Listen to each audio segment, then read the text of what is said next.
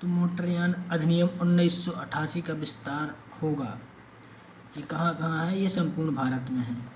ठीक, तो मोटरयान अधिनियम 1988 की धारा 1 में विस्तार के बारे में प्रावधान है। इस अधिनियम का विस्तार संपूर्ण भारत पर है और इसमें राज्य और संघ राज्य क्षेत्र सभी शामिल हैं। इसके बाद यह अधिनियम कब लागू हुआ था? तो यह अधिनियम कब लागू हुआ था? 1 जुलाई सन 1989 को लागू हुआ था। मोटरयान अधिनियम 1988 1 जुलाई 1989 से लागू हुआ और इस अधिनियम को 14 अक्टूबर 1988 को राष्ट्रपति की स्वीकृति मिली थी। मोटर वाहन अधिनियम 1988 एक दर्दनाक चोट के बाद 1 घंटे तक चलने वाली समय अवधि को क्या कहा जाता है के रूप में मान्यता देता है, जिस दौरान तत्काल चिकित्सा देखभाल प्रदान करके मृत्यु को टालने की उच्चतम संभावना होती है। तो इसे क्या कहा जाता है? इसे द गोल्डन आवर कहा जाता है।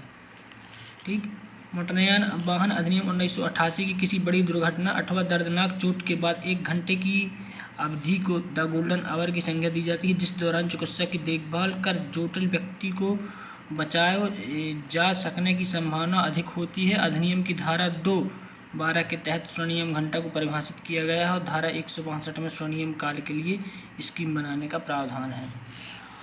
माल के अंतर्गत सम्मिलित है केवल जीवित व्यक्ति के सिवाय ले जाने वाला पशुधन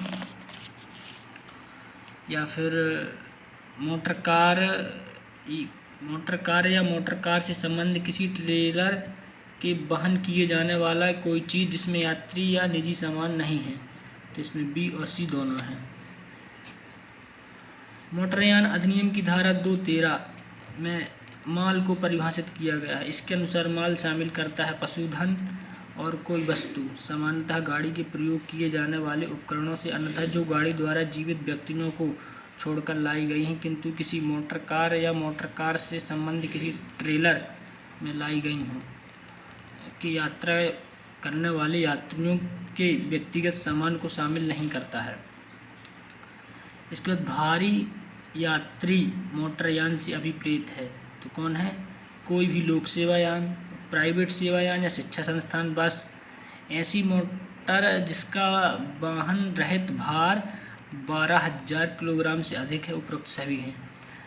मोटरयान अधिनियम सन 1988 की धारा 2(17) में भारी यात्री मोटरयान को परिभाषित किया गया है। इसके अनुसार भारी यात्री मोटरयान से अभिप्रेत है ऐसा कोई लोक सेवक यान या प्राइवेट सेवक यान, शिक्षा संस्थान बस या कोई ओमनी बस जिसका सकल यान भार या ऐसी मोटर कार जिसका लदान रहित भार 12,000 किलोग्राम से अधिक हो, भारी मोटर वाहन में आता है वो। हल्का मोटरयान से क्या अभिप्रेत है? तो हल्का मोटरयान से भी ऐसा कोई परिवहन यान जिसका लदान रहित 7500 किलोग्राम से अधिक हो और ऐसा कोई यान या बस जिसका लदान रहित भार 7500 किलोग्राम से अधिक नहीं हो और ऐसा कोई ट्रैक्टर या मोटर कार या रोड लोडर जिसमें 7500 किलोग्राम से अधिक भार नहीं हो। तो इसके बी और सी दोनों होंगी। ठीक, इसकी मोटरयान अधिनियम 1988 की धारा 2(21) में हल्का मोटरयान लाइट व्हीकल को परिभाषित किया गया है। परिभाषा इस प्रकार है: हल्का मोटरयान से एक परिवहन यान या ओमनी बस अभिप्रेत है जिसमें से किसी का एक का मोटर का कुल वजन या ट्रैक्टर या रोड रोलर जिसमें किसी गैर लदान वजन 7500 किलोग्राम से अधिक नहीं होता। ठीक, इसके बाद नेक्स्ट देखेंगे। मोटरयान अधिनियम 1988 की धारा 2(A)(2) के तहत ई कार्ट या ई रिक्शा शब्द है जिसमें विद्युत शक्ति वाला विशेष प्रयोजनी बैटरी युक्त से संचालित होता है। तो कितनी? ये 4000 वाट की बैटरी से। ठीक, तो मोटरयान अधिनियम 1988 की धारा 2(A)(2) के तहत ई कार्ट या ई रिक्शा शब्द का अर्थ है किराया भाड़ा पर माल या यात्रियों के वहन के लिए 3 पहिया वाला और अधिकतम 4000 वाट विद्युत शक्ति वाला विशेष प्रयोजन बैटरी युक्त संचालित यान। तो इसमें कितना? 4000 वाट। कितने आयु के व्यक्ति को लाइसेंस प्राप्त करने का अधिकार प्राप्त है? तो कितने? 18 वर्ष से अधिक व्यक्ति के। तो मोटरयान अधिनियम की धारा 4 मोटरयान चलाने से संबंध में आयु सीमा का निर्धारित करता है। कोई भी व्यक्ति 18 से कम आयु का है किसी भी सार्वजनिक स्थान पर मोटरयान नहीं चलाएगा। 50 सीसी इंजन वाले वाहन को चला सकेगा। कौन चला सकेगा? तो इसको 16 वर्ष की आयु तक का व्यक्ति चला लेता है। तो इसमें क्या कहा गया है कि मोटरयान अधिनियम की धारा 4 के अनुसार कोई व्यक्ति 16 वर्ष की आयु प्राप्त कर लेने के पश्चात किसी सार्वजनिक स्थान पर मोटरसाइकिल चला सकता है जिसकी इंजन क्षमता 50 सीसी से अधिक नहीं होनी चाहिए।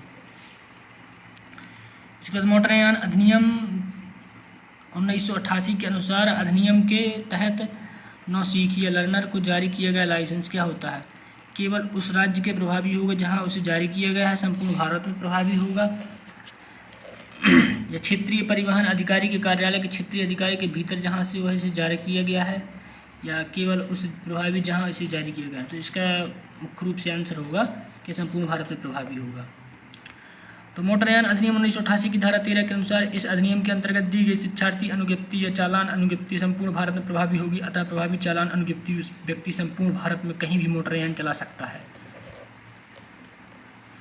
मोटरयान को चलाने की शिक्षार्थी अनुज्ञप्ति को कितने समय तक चालू रहती है? तो 6 माह तक रहती है। मोटरयान की अधिनियम 1988 की धारा 14 के तहत मोटरयान को चलाने की अनुज्ञप्तियों को चालू रहना के बारे में प्रावधान किया गया है। इस अधिनियम के अधीन दी गई शिक्षार्थी अनुज्ञप्ति इस अधिनियम के अन्य उपखंडों के अधीन रहते हुए अनुज्ञप्ति दिए जाने की तारीख से 6 मास की अवधि तक प्रभावी रहेगी।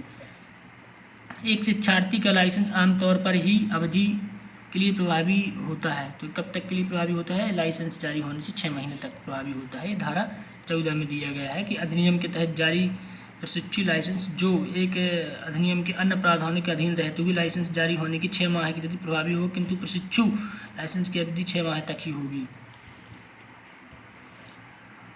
कोई व्यक्ति कंडक्टर के रूप में तभी कार्य करेगा जब उसके पास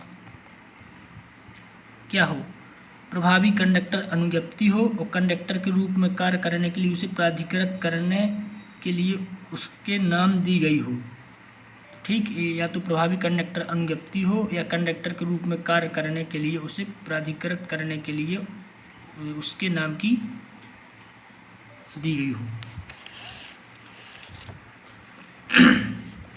इसके बाद नेक्स्ट क्वेश्चन है, मोटर वाहन अधिनियम 1988 की धारा 29 के अंतर्गत किस प्रकार के मोटर वाहन के लिए कंडक्टर के लाइसेंस की आवश्यकता होती है? तो किस प्रकार के? मंझली गाड़ी। ठीक, मंझली गाड़ी के लिए आवश्यकता होती है।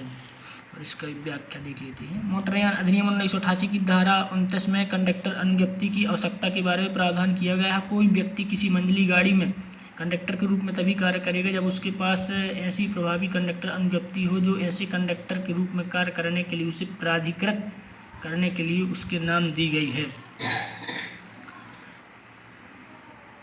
कब कंडक्टर अनुज्ञप्ति देने से अनुज्ञापन प्राधिकारी द्वारा इनकार किया जाता है?